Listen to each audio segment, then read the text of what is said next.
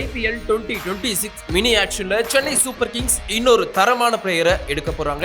யார் அதுன்னு இந்த வீடியோல தெளிவா சொல்ற. வீடியோ கடைசி வரைக்கும் பாருங்க.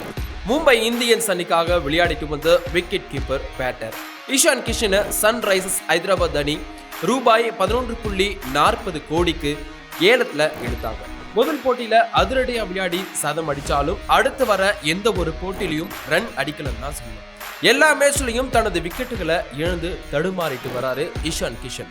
இதனால அடுத்த மினி ஏலத்துக்கு முன்னதா இஷான் கிஷனை சன்ரைசர்ஸ் கழட்டி விட அதிக வாய்ப்பு இருப்பதா சொல்லப்படுது.